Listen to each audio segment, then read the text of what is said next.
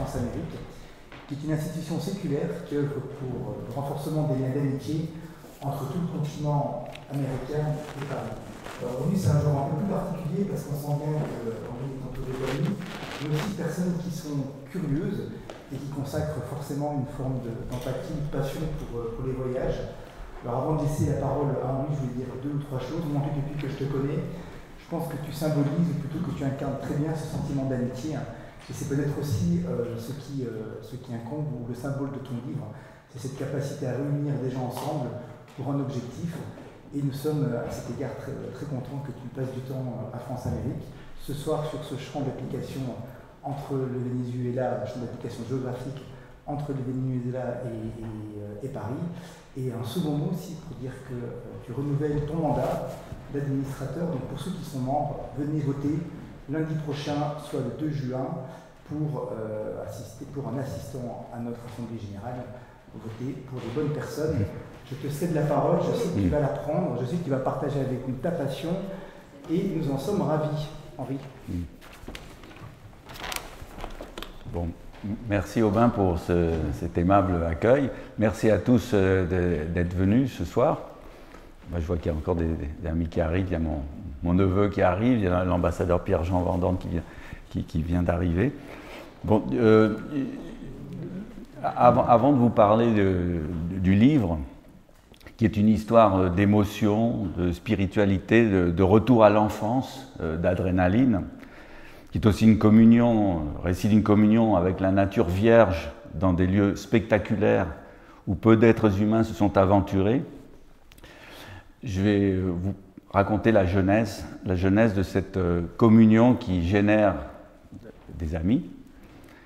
Et je vais vous parler d'un protocole tourné vers la création d'amis. Voilà, je voulais juste dire ça. Alors, la genèse, tout commence par une rencontre que j'ai faite en arrivant au Venezuela, où j'ai vécu une trentaine d'années. J'ai eu l'occasion de rencontrer un monsieur qui était franco-vénézuélien, Jacques Tarbès, qui était un des dirigeants de la compagnie pétrolière nationale du Venezuela, et qui m'avait impressionné, parce que quand on était invité chez lui, il vous présentait à ses amis, et pour chaque personne, il trouvait 3-4 phrases qui vous résumaient de manière synthétique, de manière sympathique, avec toujours une anecdote qui faisait que, immédiatement, vous rentriez en contact avec la personne avec qui on vous avait présenté. Et ça m'a toujours impressionné parce que, grâce à ça, immédiatement, une conversation pouvait s'établir et s'établissait avec les autres personnes qui étaient là. Et je me suis dit, bah, c'est une belle manière de faire en sorte que les gens se connaissent vite et se connaissent bien. Et je ne peux pas m'empêcher de faire le rapprochement avec quelque chose qui m'agace toujours, et mon épouse ici présente le sait. De temps en temps, on va dans des dîners, et on vous présente Alain, Georges, Martine, Caroline. Et c'est qui ces gens-là? Et alors comment on fait pour entamer une conversation, ne pas parler de la pluie et du beau temps, mais vous gagnez un temps considérable quand vous faites une présentation synthétique et sympathique, comme je l'ai signalé. Donc j'ai toujours eu ça en tête, parce que je me suis dit, il y a une manière qui est quand même intéressante de rapprocher les gens. Il y a une deuxième personne qui m'a aussi beaucoup marqué, c'est un éleveur vénézuélien qui s'appelait Ramon Cobritz, qui était quelqu'un d'extrêmement simple, qui vivait dans son ranch, un ranch de 13 000 hectares, où il y avait 3 000 têtes de bétail, au milieu de nulle part. Et j'allais le voir une fois ou deux par an, et pendant 3-4 jours, on chevauchait. On allait voir le bétail. Vous voyez les films de publicité de Marlboro, je ne sais pas si vous vous en souvenez. Moi, j'ai vécu ça pendant des années. C'était fantastique. Et il m'a appris à connaître la nature sauvage. Il m'a appris quel comportement il fallait avoir face aux serpents, face aux insectes, par exemple. Il m'a toujours dit que quand on voit un insecte, quel qu'il soit, il faut rester tranquille, il ne faut pas se sentir d'agressivité parce que l'insecte le perçoit. Et regardez, de temps en temps, quand vous avez un gros cafard dans une pièce, un cancre là, si vous avez quelqu'un qui se met à hurler, le cafard va commencer à voler dans tous les sens et il va atterrir sur votre tête à un moment ou à un autre. Mais si vous restez tranquille, vous dites rien, vous verrez qu'il ne se passera rien. Il passera tranquillement. Et pour vous voyez pourquoi je dis ça, j'ai en tête une anecdote qu'il m'a racontée. Et un jour, il rentre dans la maison du ranch, dans le patio, et il voit son petit-fils, qui a 3 ans, qui est assis, et face à lui, il y avait un serpent à sonnette, et le petit garçon était en train de jouer avec ses doigts, avec la langue du serpent. Et le serpent, ne sentant aucune agressivité, restait là, se le faisait caresser la langue. Mais mon ami, quand il a vu la scène, pendant une fraction de seconde, son sang s'est gelé, parce qu'il s'est dit, maintenant je fais quoi? Et il faut que j'attire l'attention du serpent vers moi. Donc ce qu'il a fait, c'est qu'il a pris son chapeau, il a envoyé le chapeau, et le serpent a regardé le chapeau, et est allé vers le chapeau, et puis du coup, il est allé vite prendre le petit enfant pour l'emmener ailleurs.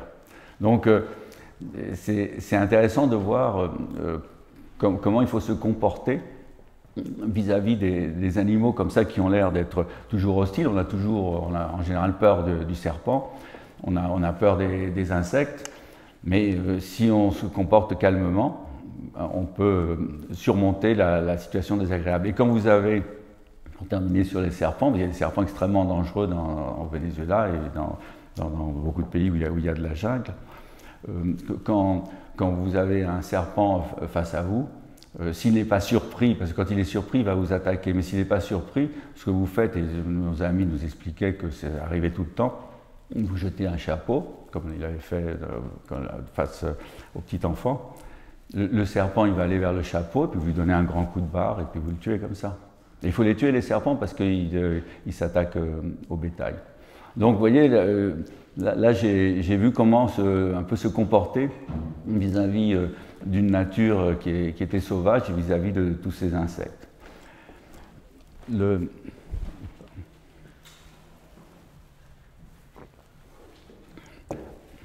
Alors, la troisième personne qui m'a beaucoup marqué, c'est un personnage qui s'appelle Victorino Marquez Reverón, qui était un grand médecin vénézuélien, qui était d'ailleurs le médecin de tous les présidents de la République, jusqu'à Chavez, qui était un grand intellectuel, qui est un ami du président de la République Bettencourt, qui est le créateur de la démocratie vénézuélienne, et qui était un de mes mentors au Venezuela. Il avait 30 ans de plus que moi, on était extrêmement amis, on se voyait souvent, on se parlait, il était vraiment extrêmement cultivé. Et un jour, il me dit je vais vous emmener dans le sud du pays, vous allez découvrir un univers que vous ne connaissez pas, et une fois que vous y serez allé, vous allez être touché par un virus sentimental qui va vous obliger à y retourner. Vous êtes intrigué quand on vous dit ça. Et on dit bon, allons-y. Alors il avait son propre avion, un petit avion. Il avait un pilote qui lui aussi était médecin, mais il était vraiment un pilote émérite qui était capable d'atterrir n'importe où, parce que quand on survole l'Amazonie, il n'y a aucune aide de tour de contrôle, il n'y a aucune aide d'aucune sorte. Alors on part, et puis on va, comme point de chute, on va dans le lodge qui s'appelle Yutaje, où se passe le livre qui est l'objet de cette rencontre ce soir. Et puis donc on s'installe là, puis là je découvre déjà un endroit qui était, je trouvais insolite, qui était tout nouveau pour moi. Et puis le lendemain, il dit maintenant on va aller à un endroit où vous allez avoir des surprises. Alors on part en avion, et puis je les vois tourner au-dessus des montagnes qui sont toutes couvertes de jungle, une impression de brocoli, et ils sont en train de rechercher un endroit, et puis tout d'un coup, ils aperçoivent en haut d'une montagne, ils aperçoivent un semblant de piste pour atterrir. Et je le vois se diriger vers la piste, et ils me disent, ne t'inquiète pas, l'avion va s'incliner fortement vers l'avant, parce qu'il y a des arbres au début de la piste, et il faut qu'on les voie avant d'atterrir, parce que la piste est très courte. Ça, c'est la première chose, donc ne t'inquiète pas. Et la deuxième chose, c'est qu'une fois que l'avion aura touché le sol, le copilote, donc qui était l'ami médecin dont je parlais, va ouvrir la portière pour aider au freinage, mais surtout pour qu'il y ait une porte ouverte si jamais l'avion se retourne. Parce que quand vous allez atterrir dans ces endroits, vous ne savez pas ce que vous allez trouver sur le sol.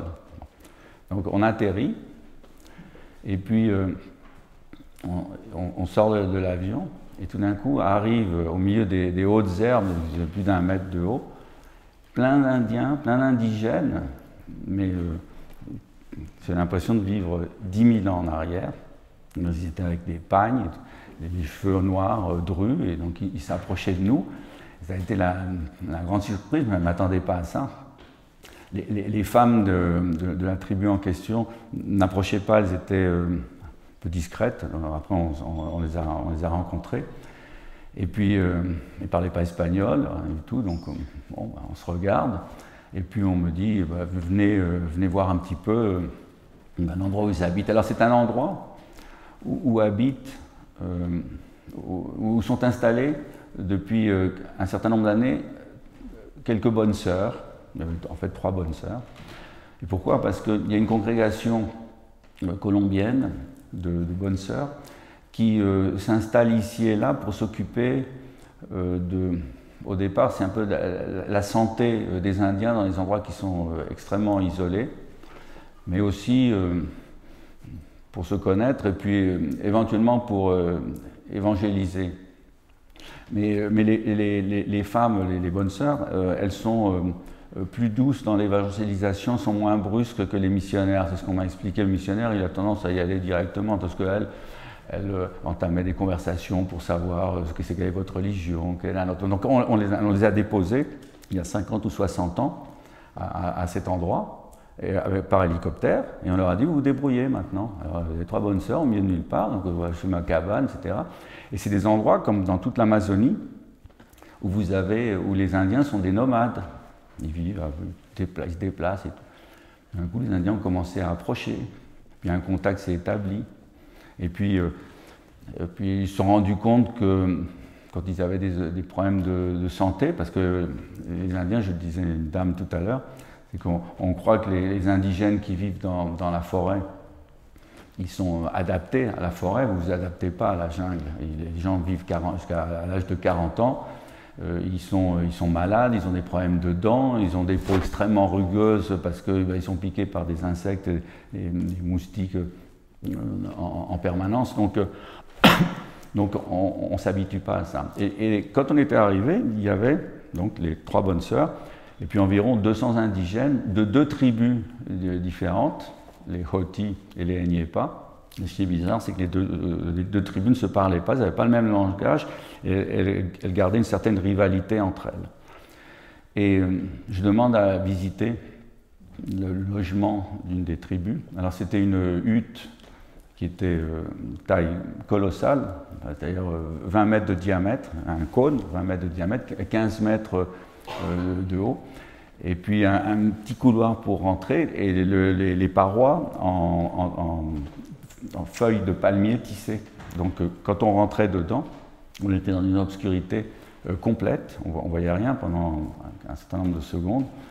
Et puis quand je suis rentré, je me souviens, j'étais surpris par la fumée qu'il y avait à l'intérieur. Et quand vos yeux s'habituent à l'obscurité, ben vous découvrez qu'il y avait 25-30 hamacs qui étaient là. Alors vous dites, pour nous qui venons de la ville, quelle promiscuité. Vous avez 5-6 familles qui vivent comme ça dans des hamacs, des grands pour les parents, des petits pour les enfants. Et pourquoi la fumée?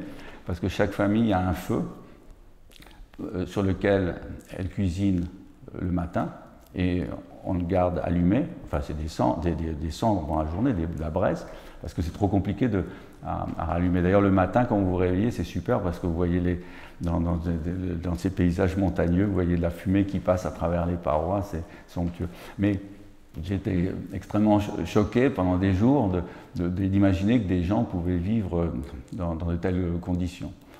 Et alors, on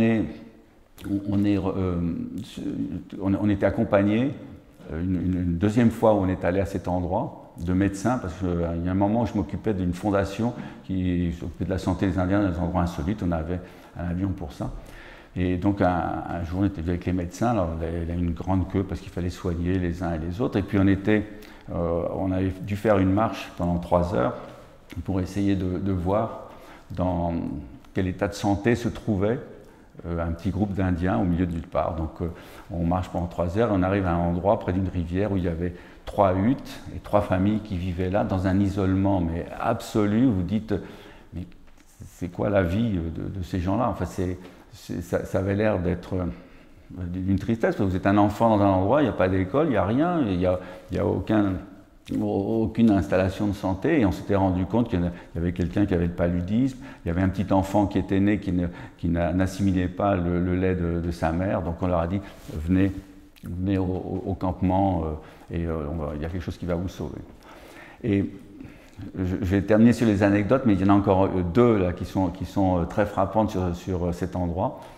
Et un jour, j'emmène un oncle qui habitait Paris, mon oncle Maxime, un des frères de mon père, à qui j'ai raconté ce qu'on avait vu, qui me dit, moi je veux connaître ça. Alors il vient au Venezuela et on l'emmène là-bas. Et une fois qu'on a atterri, sort de la forêt 4-5 indigènes qui portaient une petite fille, une petite adolescente de 12 ans, qui s'était cassé la jambe. Et il ne savait pas quoi faire avec elle. Et le sorcier, il a beau fumer, danser, etc. Une fracture, ça ne s'arrange pas comme ça. Et donc, quand notre pilote, qui était médecin, voit ça, il dit il faut l'emmener en ville pour la soigner. Et alors, on la ramènera dans 3 jours. Et quand mon oncle entend ça, il dit, moi je reste. Alors on lui dit, non, mais attends, tu ne vas pas rester, on n'avait rien préparé pour rester 3 jours. Non, moi je reste, l'endroit est trop fascinant. Bon, voilà, alors il reste. Et puis la jeune fille, elle rentre dans l'avion. C'était une jeune fille qui habitait à 4 jours de marche, qui n'avait jamais vu quelqu'un de la ville. Et jamais vu un avion de près. Elle avait peut-être vu des avions passer dans le ciel, mais jamais vu un avion de près. Et donc le pilote me dit, mets-toi à côté d'elle à l'arrière, tu lui prends bien la main, etc. Vous imaginez le choc pour la fille qui va rentrer dans un avion comme ça. Et alors le choc quand vous atterrissez à Caracas, qu'est-ce que c'est que tout ça? Et donc je voyais son regard, elle était là, mais elle ne comprenait pas, elle n'avait jamais dit quoi que ce soit. Alors mon oncle reste. Et alors pendant 3 jours, il est avec les Indiens, et les Indiens étaient en train de préparer une fête. Alors ils chassaient, puis il y avait un endroit où il y avait une accumulation de singes, de tous les animaux qui avaient été chassés, et qui étaient tous sur une espèce de table avec en fait de lattes qui permettaient à la fumée de passer, donc ils fumaient la viande. Et puis il y a un petit enfant qui naît, et les parents le disent à mon oncle, est-ce que tu veux bien être le parrain? Alors mon oncle dit d'accord, alors il lui donne le prénom de mon oncle qui s'appelait Maxime, donc il l'appelle Massimo. Bon, et mon oncle, on va le chercher, et il revient. Et alors mon oncle, quand il était à Paris, il parlait que de ça. Quand il avait des réunions avec des amis, il racontait tout ce qu'il avait vécu. Et alors il avait toujours à table, il habitait au Palais Royal, il y avait toujours une table très très élégante et tout. Et pendant un certain temps, sur sa table, il y avait un flacon, pour les repas, de jus de fourmi qu'il avait rapporté du Venezuela. Parce que les indigènes, quand ils sont dans la forêt, il faut qu'ils mettent des produits pour donner de la saveur aux aliments qu'ils prennent. Et donc, c'est délicieux d'ailleurs, le jus de fourmi, ça s'appelle catara, c'est fait avec du jus de piment, et puis alors, avec le corps des grosses fourmis, tout ça c'est grillé, tout ça ressemble un peu au chipotle, sauce anglaise, bon. Et il avait toujours ça à table. Et pour terminer sur mon oncle, bon, je vous raconte, mais c'est assez frappant ce que je vais vous dire, mais même quand je vais vous raconter, ça va me toucher. Il était avec mon frère Philippe au ski, et tout d'un coup il s'arrête pour se reposer sur une pente, et puis mon oncle dit à mon frère, te rends compte que j'ai un filleul qui est au fin fond de l'Amazonie, dans la forêt, qu'est-ce qu'il devient, et puis il lui raconte que ça l'avait vraiment touché. Et puis là-dessus, mon oncle s'élance avec ses skis et il meurt. C'était ses derniers mots. C'est fou, non? Ça, c'est... Bon. Alors, pour terminer sur les indigènes, un jour, on nous apprend qu'ils vont venir à Caracas, un certain nombre d'entre eux, parce que la congrégation des Bonnes Sœurs colombiennes fêtait son 60e anniversaire, je crois, et était organisée une messe à la cathédrale. Donc, on nous annonce qu'il y a un certain nombre de ces indigènes qui vont venir. Alors, on leur dit, écoutez, qu'ils viennent à la maison, ils nous ont bien reçus, nous on va les recevoir de la meilleure manière possible. Alors on avait préparé la table avec Bernardo, Christophe, etc. Et puis on avait préparé un repas avec tout était précoupé. Et donc ils arrivent. Alors on leur avait fourni des jeans et des t-shirts, ils n'étaient pas en pagne. Et ils arrivent et puis ils s'installent à table. Et là j'étais très surpris par quelque chose. Pendant tout le repas, ils ont regardé à tout moment ce que je faisais avec les couverts. Moi, ça m'a vraiment impressionné parce que c'est des gens qui viennent du fin fond de la forêt. Alors, ils voyaient que j'utilisais fourchette, couteau, et ils étaient là à regarder. Alors eux, ils ne savent pas ce que c'est fourchette, couteau, parce qu'ils mangent avec les mains. Et je me dis, il y a des gens qui devraient les copier, parce que de temps en temps, on voit des gens qui ne mangent pas très bien à table. Ils devraient observer ceux qui mangent bien, mais bon, ça c'est un autre sujet. Mais là, j'étais vraiment frappé de voir ça. Et alors, c'était juste après les fêtes de Noël, et mes enfants, ils avaient reçu des cadeaux. Vous imaginez, il y avait des voitures téléguidées. L'indigène qui vient de la forêt, là, qui prend un petit appareil et tout. Et puis, je leur ai demandé, parce qu'ils ne parlaient pas espagnol, sauf un qui parlait un tout petit peu. Et je lui ai dit,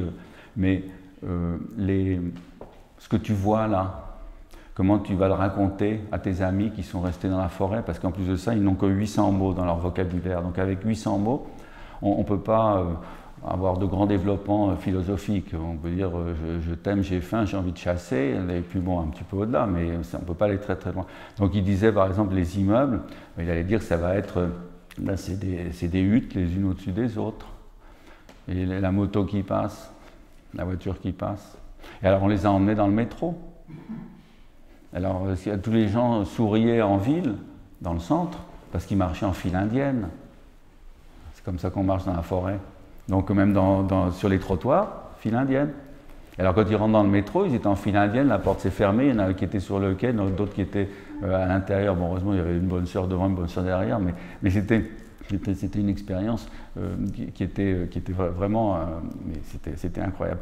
Et ce qui m'a frappé aussi, puisque je vous parle de la genèse du livre que j'ai écrit, c'est que les gens, les amis qui sont venus avec nous à cet endroit qui s'appelle Cayama, ils ont été, pour beaucoup dans leur vie, il y avait avant et après. Parce que là, vous découvrez un monde, il y a même certains d'entre nous qui disaient que c'était le peuple de Dieu. Enfin bon, il faut dire qu'il y avait un calme, une sérénité dans des paysages superbes. Et là, juste, là, c'est vraiment la fin de l'histoire de Cayama avant d'aborder le livre. Quelques années après, la télévision française TV5 était venue au Venezuela parce que dans le cadre d'une série qui s'appelait Un homme, un pays, il tournait des documentaires sur des Français qui étaient installés ici et là. Et puis pendant 15 jours, ils étaient suivis pour voir un peu comment ils vivaient. Et l'acteur principal était le patron de Total Venezuela à l'époque et j'étais l'acteur secondaire. Bon. Et alors, pour montrer que c'était une de nos distractions, entre guillemets, même si on n'y allait pas souvent, mais je trouvais que c'était important qu'ils le voient parce que ça pouvait être un bon message à transmettre pour obtenir des financements pour la fondation. On les emmène à Cayama. Et alors on atterrit là-bas et alors je retrouve certains des indigènes que je n'avais pas vus depuis 10 ans. Et puis je leur demande est-ce qu'on peut filmer, parce que je dis il y a des caméras qui sont venues, etc. Puis je leur explique que c'est pour la fondation et ils me disent non, on ne filme pas ici. Alors je lui dis, bon, c'est dommage, bon, alors on ne filme pas. Et puis, au bout d'un moment, je leur dis, mais pourquoi avec un interprète, hein, mais pourquoi on ne peut pas filmer? Parce qu'il y a des gens qui viennent ici, et de temps en temps, ils prennent des photos, on ne les voit jamais, les photos. Et j'avais eu l'intuition que cette situation pouvait se produire. Et qu'est-ce que j'ai fait? J'avais dans l'avion tous mes albums de photos que j'avais pris lors des précédents passages à cet endroit. Et je leur ai dit, bon, si c'est ça le problème, il va être résolu tout de suite, je vous donne mes albums. Ce qui m'a agacé, parce que c'était des gros albums qui étaient super bien faits et tout. Et donc, je leur ai donné mes albums. Alors, vous êtes d'accord maintenant pour filmer? Non. Bon, hein, ça n'avait pas du tout ça. Bon, alors, ce que j'ai dit aux cinéastes, comme c'était l'heure du déjeuner qui arrivait, j'aurais dit, sortez vos appareils et vous allez filmer notre pique-nique. Alors, on s'est mis près de la rivière et on a commencé à pique-niquer. Et alors évidemment, ce qui s'est passé, parce que je savais ce qui allait se passer, c'est que toute la tribu nous a entourés. Ils ont fait un énorme cercle pour nous voir prendre notre déjeuner. Alors donc, pendant qu'ils filmaient, ils pouvaient filmer les gens, évidemment. Puis au bout d'un moment, il y a le chef du village qui me dit il faut qu'on vous parle. Alors, bon, qu'est-ce qu'il va me dire? Mais il faut qu'on vous parle dans la hutte communautaire. Alors on se retrouve dans la hutte communautaire, il y avait une partie des indigènes, et puis il y avait des amis et moi, j'étais le porte-parole. Elle nous dit, écoutez, c'est très gentil d'être venu et tout, mais maintenant vous partez. Vous partez parce que vous pouvez nous apporter des maladies et autres. Alors il faut dire au passage qu'il y avait des anthropologues qui traînaient dans le coin, puis je les voyais chuchoter des choses aux uns et aux autres. Donc il faut que vous partiez. Et bon, on partira si vous voulez, vous pouvez compter sur nous si vous avez besoin d'aide, mais laissez-nous au moins visiter les huttes et tout ça. Et donc ainsi fut fait, puis bon. Et donc on est parti à ce moment-là. Donc ce qui était intéressant aussi dans ce que je dis, c'est que quand on est retourné 10 ans après, au lieu de 200 personnes, il y en avait 800. Parce que d'abord la population a grandi de manière démographique, mais il y a d'autres gens qui sont venus de la forêt. Et ça m'a fait penser à une chose, je ne sais pas si certains d'entre vous qui connaissent l'histoire de l'Amérique latine ont entendu parler des réductions. C'est quelque chose qui a été créé par les jésuites au XVIe siècle, ça a duré 1 an et demi, dans le sud du Brésil, pour protéger au départ les Indiens Guarani contre les esclavagistes espagnols et portugais, en disant on va regrouper les indigènes dans un semblant de village, on va leur donner, quand même faire les jésuites, un minimum d'autonomie et d'indépendance, donc on va leur montrer comment on fait pour produire de l'agriculture, l'élevage, etc. Et puis en même temps, ça va permettre ça facilitera aussi l'évangélisation. Bon, donc il y avait à cet endroit, Cayama, une espèce de réduction, mais il y a eu une vraie réduction jusqu'au XXe siècle au Venezuela, dans un endroit qui s'appelle Cacuri. Et Jean Lacouture, l'écrivain qui a écrit un grand livre sur les jésuites, qui était venu me voir à Caracas, et puis on avait discuté tout ça, et je lui avais raconté qu'il y avait une réduction qui avait existé jusqu'au milieu du XXe siècle, que les Indiens avaient demandé aux jésuites qui étaient là de partir et d'arrêter. Pourquoi? Parce que les indigènes, ils étaient devenus autonomes.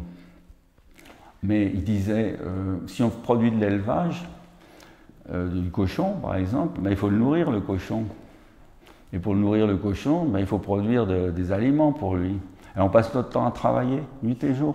On travaille pour nourrir le bétail qu'on va manger, le cochon va le manger dans la journée. Et on travaille aussi pour nourrir tout un groupe qui grandit. Et je me demandais d'ailleurs, à Cayama, ils étaient passés de 200 à 800, mais comment est-ce qu'ils pouvaient vivre? Parce qu'au bout d'un moment, dans les parages, vous n'avez plus rien à chasser. Donc ça pose un problème. Donc au milieu des années 50, donc la vraie réduction au Venezuela a explosé. Et j'ai fait venir à Caracas le cacique de l'endroit pour qu'il rencontre Jean Lacouture. Et Jean Lacouture est allé. Et il a dit que dans un prochain tome du livre sur les jésuites, il en parlerait. Je n'ai pas vu s'il l'a fait, bon, il n'est plus là, mais je ne sais pas, il faudrait voir si dans la dernière version ça s'y trouve. Bon.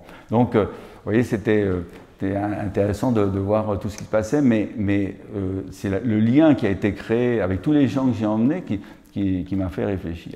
Alors, dernière personne aussi qui m'a été très utile et important. C'est un explorateur vénézuélien qui est photographe, qui a publié plein de livres sur la nature, qui s'appelle Armando Michelangeli, qui un jour m'a dit tiens, je vais organiser une petite expédition pour que tu découvres un endroit qui est magique, qui s'appelle Uruyen, que notre ami Pierre-Jean Vendôme connaît bien, on l'a emmené, et c'est un endroit qui se trouve au pied d'une des grandes montagnes du Venezuela, d'où descend la plus haute chute d'eau du monde, le Salto Angel, qui fait 950 mètres de haut, et donc je vais t'emmener. Et donc il nous emmène avec un certain nombre d'amis, et puis j'observe toute la logistique.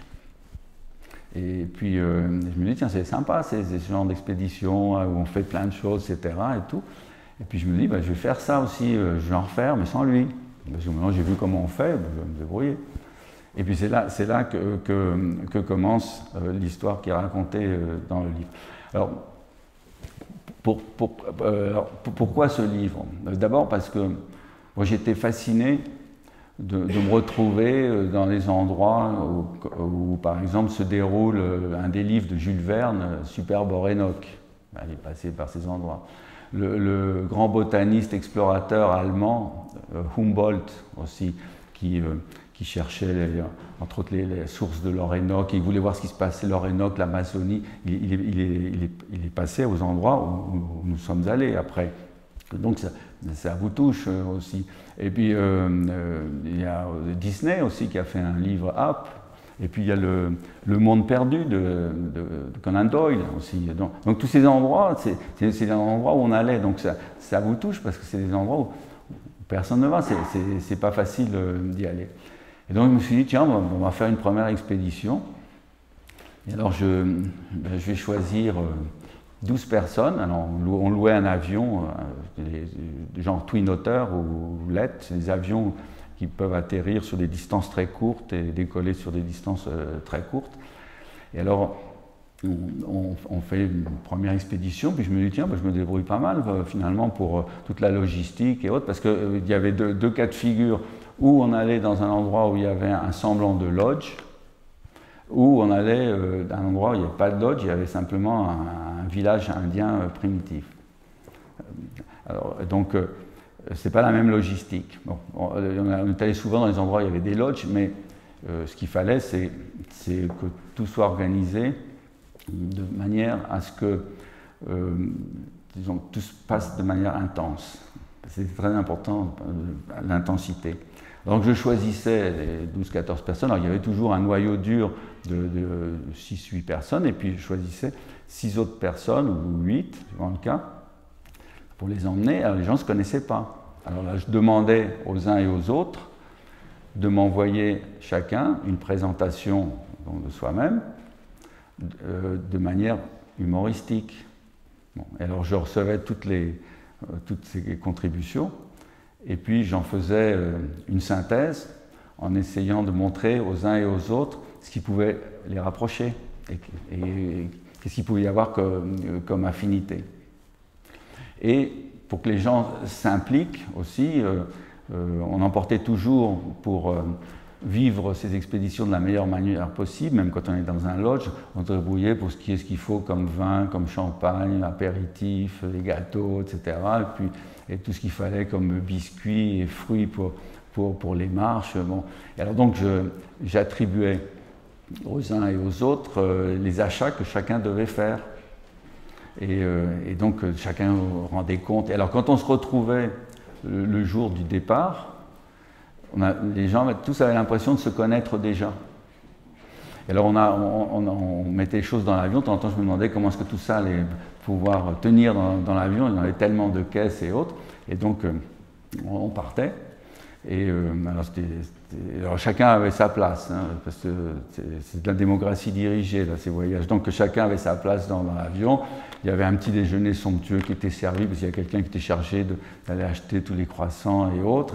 Et puis alors donc on partait vers le sud. Alors, ce qui m'avait toujours frappé, c'est que une fois qu'on franchissait l'Orénoque, donc en avion, les pilotes coupaient le son et ne parlaient plus à personne. Et ne répondait plus à personne. Il y avait une vague tour de contrôle par là, mais on ne répondait plus. Pourquoi? Parce qu'on n'était pas loin de la Colombie. Et à l'époque, les FARC étaient très actives. Et il fallait faire attention à ne pas se faire repérer, parce qu'on aurait pu très bien, et ça s'est produit à d'autres endroits, on aurait pu très bien se faire enlever, sachant qu'à cet endroit, il y avait l'ambassadeur de France, un patron d'entreprise et autres. On pouvait être vulnérable. Donc il ne parlait plus à personne.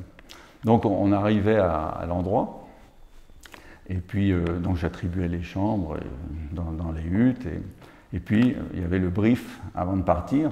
Alors ce brief, c'était pour rappeler aux gens quand on était dans des endroits qui étaient quand même dangereux, hein, parce que la jungle, c'est pas la forêt de Fontainebleau. Il peut y avoir des insectes, des animaux, de temps en temps des pumas. Et vous avez aussi quelque chose qui fait très très peur aux Indiens, c'est les petits sangliers sauvages qui se déplacent en meute, et quand ils ont faim, ils vous mangent directement. Les rivières sur lesquelles on va naviguer, des rivières dans lesquelles il y a des petits crocodiles. Ils ne sont pas très grands, les crocodiles, mais c'est plein de piranhas, j'en parlerai tout à l'heure. Il y a des piranhas, il y a des poissons électriques, là, comment c'est, les anguilles. Les anguilles électriques. Un jour, on se trouvait dans le campement en question, et puis on nous dit que le chien du campement a été électrocuté. Parce que c'était des anguilles qui font à peu près, peuvent faire jusqu'à 2 mètres de long, peser jusqu'à 20 kg. Et quand elles vous agressent, c'est 4 fois l'électricité qu'il y a dans une prise de courant. Vous êtes mort tout de suite. Bon, donc, comme disait quelqu'un qui un jour était sur la pirogue, il disait « J'ai l'impression de naviguer sur la mort ». Parce que les rivières dans cette région, elles ont la couleur du Coca-Cola. C'est vraiment la couleur du Coca-Cola. Et donc, quand on navigue dessus, on voit dans le livre, il y a un certain nombre de photos, en fait, c'est un Coca-Cola miroir.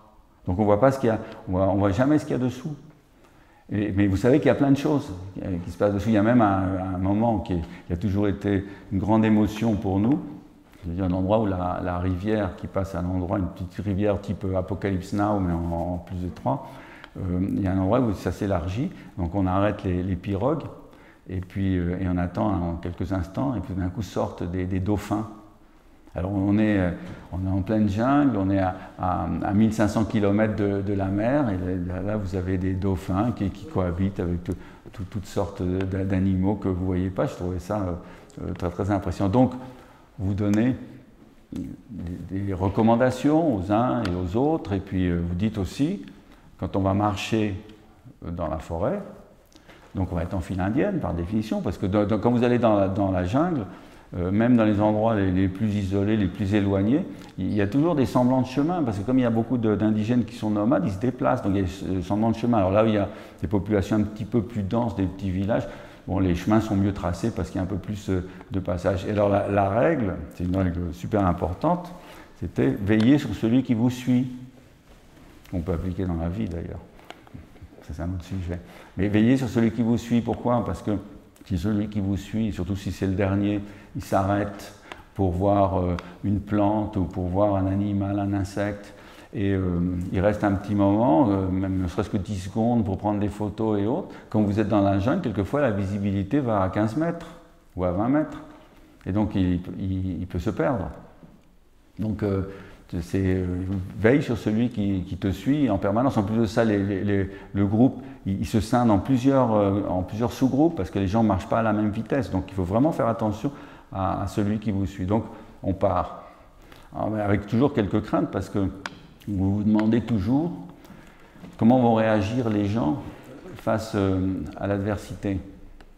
Et il y a eu 2 cas où on s'est trouvé dans une situation qui était dramatique, il faut le reconnaître.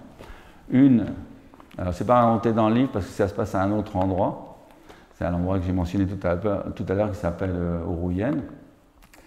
Je vous raconte brièvement pour que vous voyez comme on peut être surpris par la nature quand on ne la connaît pas, et même quand on est avec des indigènes, quand ils ne s'expriment pas comme il faut, on peut être trompé.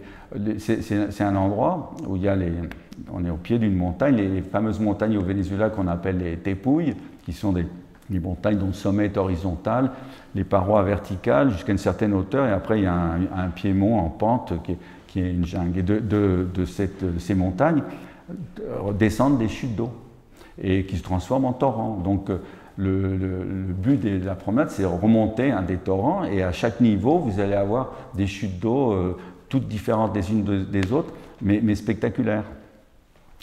Et donc on arrive à l'endroit de la montée, et l'indigène qui nous sert de guide me dit il va falloir qu'on fasse attention parce qu'il pleut tout en haut.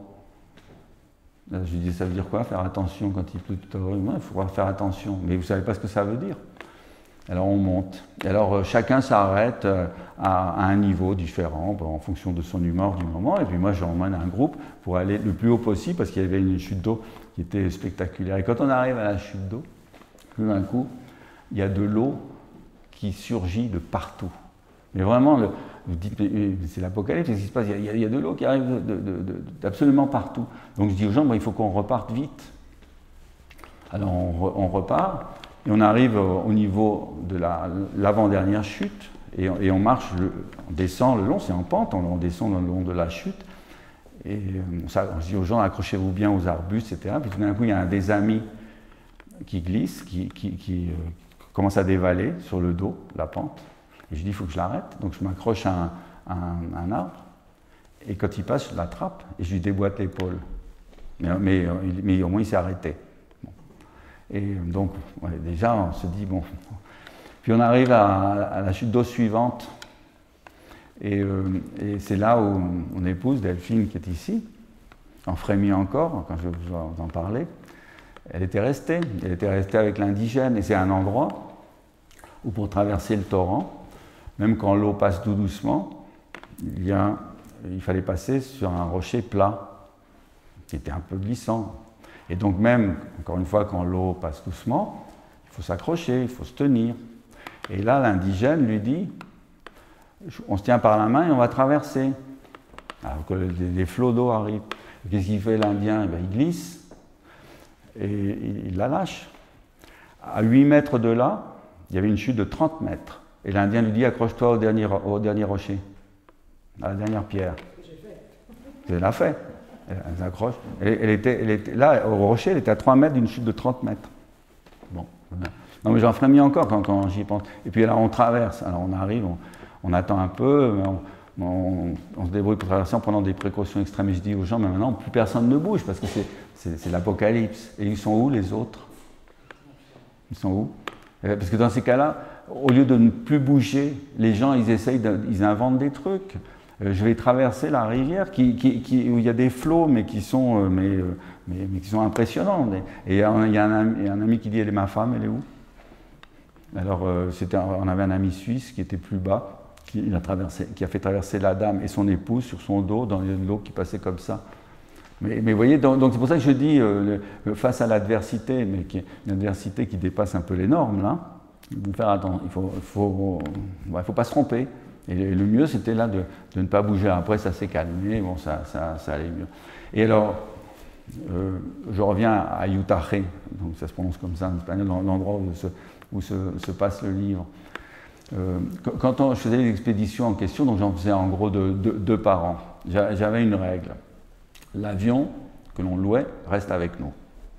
Parce que si il se passe quoi que ce soit, il faut qu'on puisse partir vite. Et donc, j'organise une expédition et le propriétaire me dit pas de problème, mais une semaine avant, il me dit j'aurai besoin de mon avion pendant le week-end, donc l'avion vous emmènera à l'endroit et il ira vous chercher 3 ou 4 jours après. Alors, ça ne me plaisait pas, ça respectait pas la règle que j'étais fixée. Et donc je demande à un ami, tu vas pas y aller par hasard avec ton propre avion? Il dit, oui, j'irai, mais j'arriverai à 14h. Nous, on allait arriver à 10h. Bon, je me suis dit, il y a 4 heures sans avion. Bon, on va faire l'impasse. De toute façon, on n'avait pas trop le choix. Il y avait des gens qui venaient de France. Puis je vérifie tout avec les radios, si les téléphones satellites ne fonctionnent pas, comment on fait, est-ce que les radios de campement fonctionnent, si on a besoin d'un médecin. la ville la plus proche est à 40 minutes de vol. Est-ce qu'il y a des médecins? Enfin, je vérifie tout pour rien laisser au hasard. Et donc, ça me semblait jouable. On arrive à l'endroit et on commence l'expédition. Alors, l'expédition, c'était une partie de marche, une partie de pirogue, et puis on arrivait à des chutes d'eau qui sont spectaculaires à cet endroit, qui est vraiment un des hauts lieux de nos balades. Et quand on arrive à l'endroit, je dis aux femmes, il y avait des grands rochers plats, plus ou moins plats, je dis aux femmes, vous vous changez dans un coin, et puis les garçons ici, et puis au bout d'un moment, il y a des garçons qui regardent vers l'endroit où se trouvent les filles, et puis ils voient qu'elles étaient au pied d'un rocher, et ils voient qu'il y a un nuage qui se décroche du rocher. Et ils ne comprennent pas ce que c'est tout de suite, et en fait, c'était un essaim d'abeilles assassines, les killer bees en anglais, les guêpes assassines, qui étaient dérangées par le bruit et l'odeur des crèmes anti-soleil et tout, qui sont abattues sur les femmes. Et donc on a vu ça, tout le monde crie allô, allô, vite, allô, LEAU, l'apostrophe EAU. Donc tout le monde allô, donc tout le monde s'est précipité à l'eau. Et là je vois une de nos amies qui, comme dans les films d'horreur, a le visage où il n'y a que des abeilles. Il y a le truc, mais je le vois encore. Et alors, bon, tout le monde se retrouve dans l'eau. Et puis, alors, juste une parenthèse, ces killer bees, ces guêpes assassines, elles existent, elles sont apparues pendant les années 60. Il y a un apiculteur au Brésil qui s'était dit, tiens, il faudrait que les abeilles au Brésil soient plus résistantes. Et il s'était rendu compte qu'en Afrique, il y avait un type d'abeille qui avait plus de résistance. Ils ont, on va faire un croisement. Et donc, il fait le croisement, mais un jour, il y a une fausse manœuvre dans son apiculture. Et puis, il y a des abeilles qui s'échappent. Et elles commencent à se répandre, à se multiplier, à se répandre au Brésil. Et elles remontent petit à petit. Et pendant les années, à la fin des années 90, pendant les années 90, elles arrivent au Venezuela. Après, elles sont remontées, l'Amérique centrale, les États-Unis et autres. Et quand elles arrivent à un endroit, elles font des essaims, et puis elles tuent les gens. Mais on n'en parle pas dans les médias, il y a toujours des communications sur tous les gens qui meurent dans ces conditions. Mais c'est vraiment hyper dangereux. Alors on se retrouve dans l'eau, et puis les abeilles, elles savent qu'on va sortir. On n'est pas la tête sous l'eau, mais on est au-dessus, donc elles volent au-dessus de nous. Les indigènes ne pouvaient rien faire. Nous, on était là, on a un temps, on essayait de trouver des sorties, mais c'était pas possible. Alors on était avec un ambassadeur de France, le successeur de Pierre-Jean Vendorme, qui me dit, moi mes affaires ne sont pas très loin, vous me couvrez, vous m'envoyez de l'eau, parce que je vais pouvoir prendre des serviettes, et je vais pouvoir prendre aussi des produits, il avait un produit insecticide et tout, puis on va pouvoir le balancer. Et comme ça, on a pu s'échapper. Mais donc on se retrouve sur les pirogues, et il y a une petite plage qui était à 100 mètres ou 150 mètres de là, et puis on voyait que les femmes qui avaient été plus touchées que les garçons, parce qu'on avait tous été touchés un petit peu, il y en avait deux d'entre elles qui étaient vraiment mal. Et il y en avait une, je me souviens, son vomi était fluo. Il y avait un vomi fluo, et puis il y avait d'autres choses qui lui arrivaient aussi. Alors on s'est dit, heureusement on avait des piqûres antihistaminiques, donc on a piqué, puis voilà, on s'en est sorti. Et alors on fait venir on appelle par radio, comme j'avais prévu, je m'étais dit, il fallait au cas où, on appelle par radio un médecin qui se trouvait dans la ville la plus proche, qui est arrivé, et puis quand il est arrivé, ça allait un petit peu mieux. Bon. Alors on a repris l'expédition, puis c'était oublié, mais vous voyez, il peut arriver des choses comme ça qui sont terribles. Alors qu'est-ce qui se passe dans ces expéditions ? Donc le choix des personnes, je vous le disais tout à l'heure, le texte qu'ils envoyaient, et puis on arrivait, et puis ce que je faisais en sorte qu'il n'y ait aucun moment de répit pendant les 3 ou 4 jours que durait l'expédition. Donc pour qu'il n'y ait aucun moment de répit, il fallait bien connaître l'endroit. Alors quand c'est des endroits que je ne connaissais pas encore, je me débrouillais pour que les indigènes, à travers les intermédiaires que j'avais, me disent qu'est-ce qu'il pouvait y avoir comme marche, qu'est-ce qu'il pouvait y avoir comme pirogue, qu'est-ce qu'on pouvait faire, etc., pour ne pas arrêter. Donc pendant toute la journée, on était en mouvement. Et quand on marchait dans la forêt, et même quand on partait en pirogue, il fallait toujours avoir un but à la promenade, parce qu'on ne marche pas pour marcher, on marche, il faut qu'il y ait une récompense.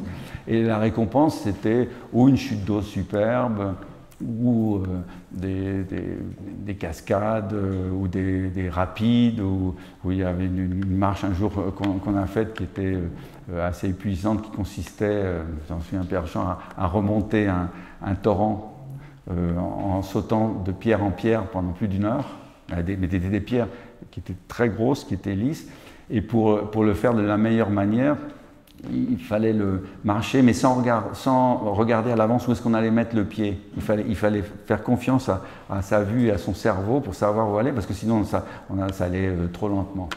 Et je me souviens, Pierre-Jean ici, Pierre-Jean Vandorn, à un moment, il passe à un endroit où il n'y a pas de rocher sur les côtés, il fallait traverser une espèce de plan d'eau. Et donc les appareils photo, sacs en plastique et tout ça, il passe en premier, et puis tout d'un coup l'eau était assez profonde, on voit son chapeau colonial qui reste au-dessus de l'eau, et puis lui qui disparaît. Donc, bon. Et alors c'était assez épuisant, il fallait monter puis redescendre. Mais pourquoi on faisait ça? Parce qu'on arrivait au pied d'une chute d'eau qui était la 3e plus haute du monde, qui faisait 675 mètres, et à un endroit où les rochers qui étaient tombés de la montagne étaient plus grands que des maisons, donc c'était intéressant à voir. Bon, et quand on revenait, c'était l'épuisement maximal, et donc les gens se préparaient pour le dîner, et qui était donc convoqué à 8 heures, et puis il y avait un apéritif avec Tétinger toujours. Je distribuais Tétinger au Venezuela, donc il fallait qu'on soit là aussi. Donc il y avait un super apéritif. Et puis là-dessus, après, le dîner avec plan de table. Alors là, pour ceux qui me connaissent, ils savent que quel que soit le repas, même si c'est des repas amicaux, de famille, il y a toujours plan de table, parce que c'est la seule vraie manière qui existe pour qu'il y ait des bonnes conversations et pour que les gens se connaissent, surtout si au départ ils ne se connaissent pas. Donc il y avait un plan de table qui était établi, pas selon les règles protocolaires habituelles du rang qu'on peut avoir dans la société, mais suivant ce qui s'était passé pendant la journée et puis sur les affinités que j'avais pu observer. Et donc les gens s'asseyaient, parce que s'il n'y a pas de plan de table, qu'est-ce qui se passe? Vous avez 3 copines qui vont s'asseoir ensemble, vous allez avoir un couple qui va arriver, il va s'asseoir à côté, parce que le mari ne peut pas dire à sa femme « je t'ai assez vu, va t'asseoir ailleurs ». Donc, et puis celui qui arrive en dernier, il va s'asseoir là où il y a une place qui reste. Donc ça ne va pas du tout. Si on veut, les gens se rapprochent et parlent, on ne peut pas s'y prendre de cette manière. Donc ça se passait comme ça, et à la fin du repas, je prononçais un discours sur ce qui s'était passé pendant la journée auquel personne ne répondait, parce que ce n'était pas prévu qu'ils répondent. Et pourquoi ce n'était pas prévu qu'ils répondent? Parce que après le dîner, on faisait quelque chose qui m'amusait beaucoup, mais bon, ça surprenait les uns et les autres. Je disais aux gens, bon, maintenant vous n'allez pas vous coucher encore, vous allez vous habiller en tenue de sortie dans la jungle, et on va descendre la rivière en 2 pirogues, les 2 pirogues qu'on avait, moteur éteint, pour entendre les bruits de la jungle. Et il y a 2 pirogues. Il y a une pirogue dans laquelle on aura le droit d'allumer les torches, les lampes de poche, et l'autre, on n'aura pas le droit de les allumer. Alors pourquoi la distinction? J'expliquais, c'est que celle où on avait la possibilité d'allumer les torches, il y avait un endroit de la rivière où les piranhas allaient sauter dans la pirogue. Et donc je ne voulais pas de cris. Donc ceux qui ne voulaient pas vivre ça, alors c'est un jeu idiot, mais c'était rigolo quand même. Non. Et puis ceux qui ne voulaient pas crier, ils allaient dans la pirogue, ils restaient dans le noir. Et alors les piranhas, ils sautaient. Alors on ne risquait pas grand-chose, parce que les piranhas, quand en dehors de l'eau, ils ne peuvent rien faire. Ils sont là à sauter comme n'importe quel poisson que vous avez pêché, que vous mettez dans le fond de la barque, ça saute et tout. Puis alors après, l'indigène qui nous accompagnait avec la pagaie, il les remettait à l'eau. Mais bon, pour ceux qui ont vu les piranhas de près, là, nos amis les voyaient, parce qu'on empêchait toujours. Bon, ça pouvait inquiéter, parce que c'est un poisson qui est hyper inquiétant, parce qu'il est très agressif, il est très puissant. Alors un jour, j'avais montré la puissance à des amis, il y avait 2 adolescents qui étaient venus un peu par hasard, et on avait pêché un piranha, et avec ma machette, là, on l'avait coupé en 2. Et puis je lui ai dit, regardez, j'avais pris un bâton, j'avais mis le bâton dans la bouche du piranha, et le piranha l'a sectionné. Donc c'est des poissons qui sont qui sont dangereux. Hein. Alors ils sont d'autant plus dangereux que l'eau, alors c'était pas tout à fait le cas à l'endroit où on était à Yutare, parce qu'elle était pour eux, pour les poissons, c'était assez clair, mais il y a des endroits, il y a des rivières qui sont pleines d'alluvions, et là les piranhas ils voient pas. Ils sentent simplement. Et un jour, ça nous était arrivé dans un autre endroit, je m'en étais rendu compte parce qu'on devait traverser une petite rivière qui faisait genre 10 mètres de large, et la pirogue était de l'autre côté. Et on demande à l'indigène, est-ce que tu peux aller la chercher? Et l'indigène dit, bon, je veux bien, mais vous m'attachez avec des cordes, parce que l'eau, elle n'est pas claire. Et si jamais il y a des piranhas qui viennent me toucher, vous me sortez tout de suite. Donc il rentre dans l'eau, et puis tout d'un coup, les piranhas viennent se coller contre lui et pour voir ce que c'était. Il a crié, on l'a sorti. Heureusement, il n'était pas loin. Mais vous voyez, c'est pour ça qu'il y a des tas d'endroits où il y a des gens qui meurent parce qu'ils ne font pas attention, ils sont dans la rivière, et puis tout d'un coup, le piranha les attrape. Bon. Alors, donc, après cette balade, c'était assez impressionnant parce que la nuit. Ça fait du bruit, la jungle. Il y en a, tout le monde est en train de chasser, il y a tous les insectes, tous les animaux, tout le monde est là, donc c'était assez impressionnant. Bon, après, les gens vont se coucher, et puis le lendemain, on repartait, et puis c'est pareil, on allait, il n'y avait pas un moment de répit non plus, et les gens découvraient des paysages somptueux. C'est ce qui me faisait plaisir en emmenant les gens ici et là, c'est qu'ils découvraient des choses qu'ils n'avaient jamais vues dans des endroits où il y a très peu d'êtres humains qui sont passés, avec une nature où il se passe plein de choses, avec de l'adrénaline, parce que quand vous êtes dans la jungle, à tout moment, il peut arriver quelque chose, il peut se passer quelque chose. Et puis de temps en temps, je m'offrais un petit plaisir. Un jour, on était allé, après une marche de 3 heures, dans la jungle, on était arrivé dans une rivière où il y avait des rapides, c'était super. Et donc on arrive à l'endroit, puis les gens, quand on arrivait au lieu de la récompense, c'était très intéressant de voir comme beaucoup s'isolaient. Il y avait un grand moment de spiritualité. Vous aviez de temps en temps des gens qui, pendant une demi-heure, étaient sur un rocher, puis regardaient droit devant eux, ou quelquefois à deux, ou quelquefois on parlait ou pas. Les gens qui venaient dans ces expéditions, c'était des gens comme vous tous ici. Puis d'un coup, il y a une liane, je prends la liane, je saute, je fais n'importe quoi. Il y a la grande chute d'eau, je saute aussi. Donc ça m'a toujours frappé, cette spiritualité, ce retour à l'enfance. Et puis alors, il y avait quelque chose qui frappait tout le monde, c'est que dans ces endroits, on oubliait tout. Tout ce qui se passait en ville, les affaires, la famille, tout ça, c'était oublié, on était dans un autre monde, dans un autre univers. Alors, il faut reconnaître une chose, c'est que quand on est dans la jungle, on n'a pas le temps de penser à grand chose parce qu'il faut penser à chaque instant où est-ce qu'on va mettre son pied. Donc déjà, bon. Donc ça c'est une chose. Mais sinon, on est aussi un peu sur le qui-vive parce qu'il se passe des tas de choses, on voit des grandes herbes, des arbres, des choses, c'est très très varié comme végétation. Alors, quand on était à cet endroit, à Yutare, un jour, il se faisait que dans le campement, qui autrefois était un centre de recherche biologique, il y avait un grand spécialiste mondial de la chauve-souris, qui a étudié les chauves-souris. Comme vous savez, la chauve-souris est vecteur de bactéries, de virus et autres. Bon. Et alors, après le dîner, il nous dit vous voulez voir dans quelles conditions je travaille? Alors, je dis bah oui, pourquoi pas. Bon, bah écoutez, bah, venez.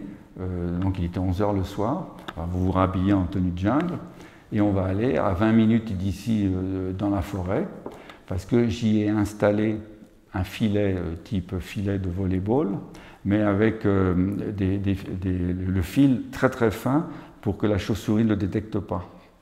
Et donc on va aller à l'endroit, alors vous ne touchez à rien, vous mettez vos mains nulle part, vous avec vos lampes vous regardez bien, vous mettez les pieds, c'est vraiment en pleine nuit, et puis vous me suivez. Alors on arrive à l'endroit, après les 20 minutes de marche, puis il nous montre le filet, il dit mais maintenant vous éteignez toutes les lumières, parce que sinon les chauves-souris ne vont pas venir. Et alors on éteint. Et dans la forêt, dans ce genre de forêt, vous ne vous habituez pas à l'obscurité parce que la végétation est trop dense. Là, même au bout de 3 minutes, vous ne voyez toujours rien. Et donc on est là dans le noir, dans le silence, on ne voit même pas où sont les autres. Et puis je lui dis, qu'est-ce qui se passe? Il y a un serpent qui me passe sur les pieds. Bah tu le laisses passer. Bon. Ah oui. Bon, mais le problème, c'est qu'il y a un moment où tout le monde a craqué. C'est tout, on peut pas passer un moment comme ça, nous, on n'est pas habitué. Donc il nous a ramenés, mais il dit, vous voyez, moi, toutes les nuits, je passe 2-3 heures là, tout seul. Et il y a des gens qui ont des métiers qui sont quand même assez insolites, qui sortent de l'ordinaire. Bon. Donc, à Yutare, on faisait toutes sortes de balades. C'était intense. Et le deuxième soir, il y avait de nouveaux plans de table, mais un plan de table différent en fonction de ce qui s'était passé pendant la journée. Et puis je prenais quelqu'un d'autre, une autre dame, une amie et un ami pour présider. Et je leur disais, maintenant, vous vous débrouillez, c'est vous qui animez la table. Alors ce qui était intéressant, c'était de voir que même les gens qui n'étaient pas habitués à parler en public demandaient tous à prendre la parole. Parce qu'ils avaient des choses à dire sur ce qu'ils avaient vécu, sur ce qu'ils ressentaient. Alors quelquefois c'était court, quelquefois c'était plus long, enfin, mais on a eu des discours qui étaient superbes. C'est là que je me disais, tiens, on a réussi à créer quelque chose qui a ému les gens. Et là je peux vous dire, c'est qu'une fois qu'on était rentré à Caracas, là, on était amis. C'est pour ça que au début, je parlais de création d'amis. Il y a quelque chose qui nous rapproche. Chaque fois que je rencontre, j'ai amené 106 personnes au total.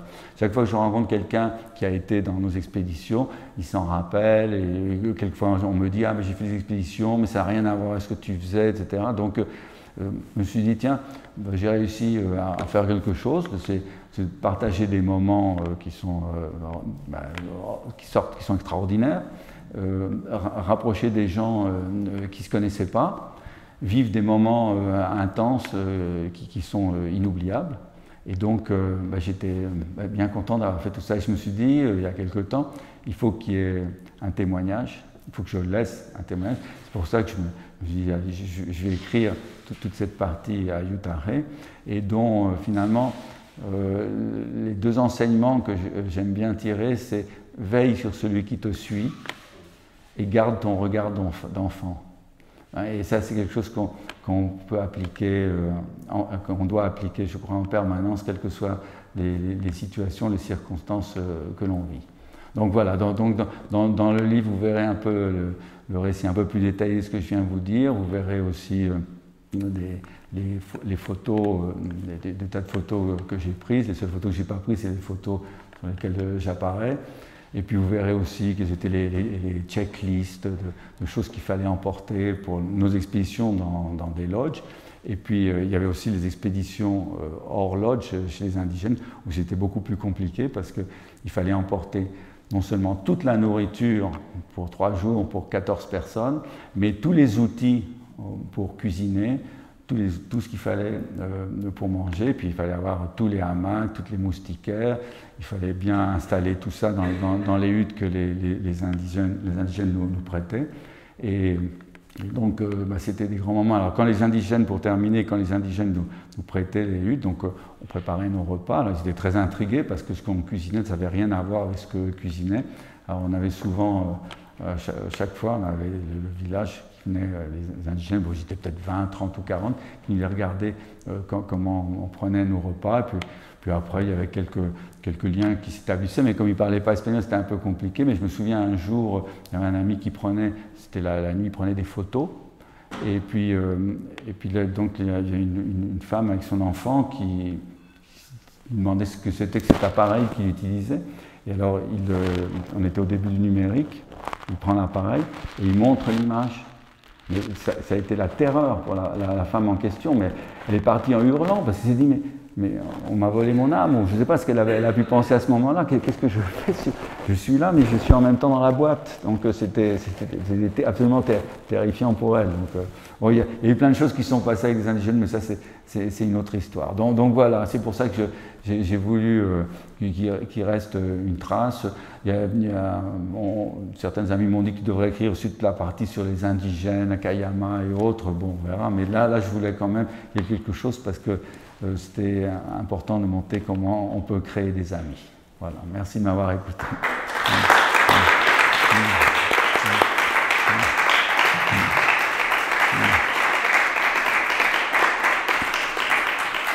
Alors, dans la salle, il y a plusieurs personnes qui sont venues, pas trop, mais bon, il y a mon épouse Delphine, il y a l'ambassadeur Pierre-Jean Van Dorn aussi, qui était un de nos piliers de nos expéditions, et puis mon neveu qui est derrière au fond, là, Charles-André, avec qui on est allé dans des endroits où on a côtoyé de très près des crocodiles et autres bêtes sauvages. Voilà, donc on a vécu des choses qui sont intenses dans un pays dont la végétation, dont la nature est superbe, avec une faune, une flore incroyable. Je ne sais pas si vous avez des questions ou des commentaires à faire, ils seront bienvenus. Sinon, on va aller prendre un verre à côté avec plaisir. Oui. Peut-être parce que j'ai une formation professionnelle, ça me fait un contact avec des tribus qui vivent complètement isolées du monde. Donc ça veut dire que son système immunitaire n'est pas aussi développé ou de la même façon que les vôtres ou les miens. Vous n'avez pas peur d'apporter des maladies ou des antigènes dans lesquels ils ne sont pas protégés et mettre en danger ces populations? Vous avez raison de poser la question. Nous, ce qu'on faisait, c'est qu'on faisait vraiment très attention à qui on emmenait. Mais un jour, quand on est allé à cet endroit, Kayama, il y avait quelque chose qui nous avait impressionné le soir, parce que le soir, il régnait un grand silence, les huttes n'étaient pas très loin, etc. Et ça toussait dans tous les coins. Parce qu'on nous avait dit qu'il y avait un groupe d'Allemands qui avait été emmenés par un tour opérateur à cet endroit. Et puis il y avait des gens qui étaient malades. Alors effectivement, comme vous dites, nos maladies, ils n'ont pas les défenses pour pouvoir se défendre. Et puis ça a été la catastrophe. Ouais. Voilà. Comment? C'est pour ça qu'on a été viré à Kayama. Oui, mais je pense que les anthropologues nous ont demandé de partir parce qu'on les gênait. Mais sinon, effectivement, il fallait faire très attention à ça. Ouais. Mais à part ça, ils sont quand même dans des conditions sanitaires qui sont assez déplorables. Hein. Je dis, bon, c'est discutable, mais si vous voulez, quand on va aux endroits, moi, quand on est arrivé, on voyait que, c'est ce que nous racontaient les bonnes sœurs, qui elles les ont vus dès le début, c'est qu'il n'y avait aucune condition d'hygiène de rien, les dents, au bout d'un moment, complètement explosé. On avait emmené une fois une dentiste. Mais la dentiste, elle était désespérée. Je commence par quoi pour chaque personne? Et puis des problèmes digestifs, et puis toutes sortes de difficultés. Il n'y a jamais rien pour s'en occuper. Puis il n'y a personne pour s'en occuper, pardon. Alors, donc c'est... Pour rebondir sur ce sujet, est-ce que vos voyages sont dans les années 80-90? Non, les années 2000. Oui, non, pardon. À Kayama, oui, c'était 90, et les expéditions, c'était à partir de 2000 jusqu'en 2007, oui. Est-ce qu'en l'occurrence, donc, les autorités gouvernementales, régionales, ont implanté des sanatoriums ou pas? Alors, je vais vous dire une chose, avec tout ce qui s'est passé au Venezuela ces dernières années, et déjà depuis 10 ou 15 ans, ils ont été laissés dans l'oubli le plus total, comme s'ils n'existaient pas. Tous ces endroits, mais en particulier les fameux Yanomami, qui eux ont un peu plus de paludisme que d'autres parce qu'ils sont près de la rivière de l'Orénoque, et donc ils ont des accès, ils peuvent être contaminés par les gens qui passent, etc. Parce que quand vous êtes au fin fond de la forêt, si personne n'a le paludisme, vous ne l'attrapez pas comme ça, le paludisme. Mais les Yanomami, il paraît qu'ils meurent, personne ne s'occupe d'eux, mais c'est le désastre, sans parler de tous les mineurs sauvages qu'il y a ici et là, qui les tuent. Il y a plein de comptes rendus, d'articles, de reportages sur ce qui se passe dans le sud du Venezuela, l'exploitation sauvage des mines par les ex-guérillas des FARC, qui sont réfugiés, qui sont installés tout simplement au Venezuela, mais en même temps des clans de brigands, de gangsters et autres, et puis bon, ça... Oui. L'or est transformé en nouveau, et que le président actuel, Macron, livre à la Russie. Ça, c'est le problème. Oui, non, mais donc, en tout cas, dans le sud du Venezuela, à l'abandon le plus total. Et ceux qui sont dans la forêt, parce qu'il y en a encore, dans toute l'Amazonie, vous avez des Indiens qui sont nomades ici et là, Bon, bah, ils ont toujours été comme ça, et puis, mais c'est pas brillant non plus comme condition de vie. Alors, il y a des gens qui diront, bah, ils ont toujours vécu comme ça, tu n'as pas à t'en mêler, tu n'as pas à imposer les règles sanitaires que vous avez. Bon, c'est un débat éternel, mais quand vous voyez les gens qui souffrent, parce que quand les gens sont malades, ils ont mal aux dents et autres, et ils souffrent, vous êtes quand même tenté de faire quelque chose. Vous ne pouvez pas dire, non, mais attends, tu as toujours vécu comme ça, moi je ne m'en occupe pas, moi je ne peux pas faire ça, moi. Est-ce que vous avez constaté le mouvement des populations qui sont déplacées par la déforestation ou pas? Mais au Venezuela, il n'y a pas de déforestation, parce que au Brésil, pourquoi il y en a? Parce que c'est pour faire des cultures de tout type à la place de la forêt. Donc là, il y a des gros intérêts agricoles et agro-industriels qui viennent raser les forêts, et puis donc on fait des plantations. Au Venezuela, ce que vous voyez, c'est des déforestations, disons, ponctuelles, où quand vous avez tout d'un coup des mineurs sauvages qui arrivent à un endroit, ils vont vous casser sur quelques dizaines d'hectares peut-être, ils vont vous casser toute la végétation, ils vont vous faire des trous, ils vont utiliser le mercure dont on a besoin pour la production d'or, parce qu'il y a beaucoup d'or et de diamants au Venezuela, donc vous allez avoir des zones qui vont être vraiment cassées, abîmées, et c'est là d'ailleurs que quand les indigènes protestent, parce qu'ils disent non mais attendez, c'est nos terres, regardez ce que vous faites, c'est là qu'on les tue. Mais sinon, déforestation, vous ne voyez pas trop ça.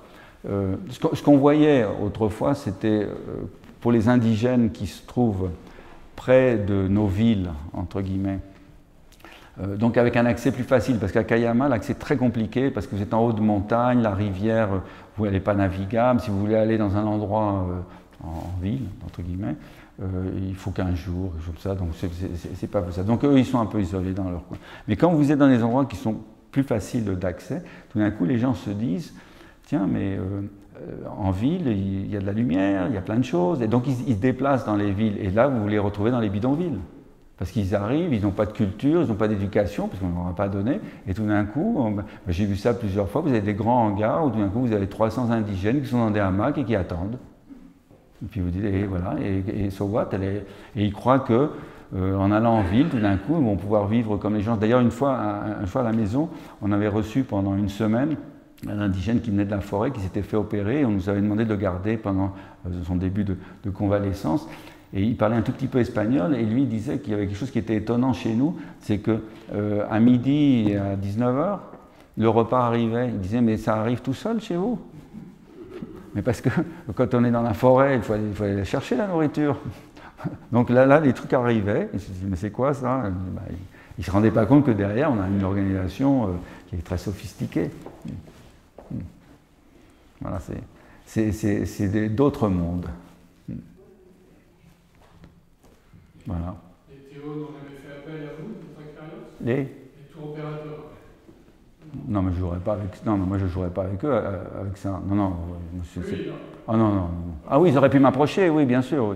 Oui. Non. Mais il y avait plein de gens qui étaient. Parce que quand je choisissais les amis qui allaient dans nos expéditions, il y avait une liste d'attente qui était très longue. Et puis il y avait tas de gens qui voulaient rentrer dans la liste d'attente parce qu'ils entendaient parler de nos expéditions.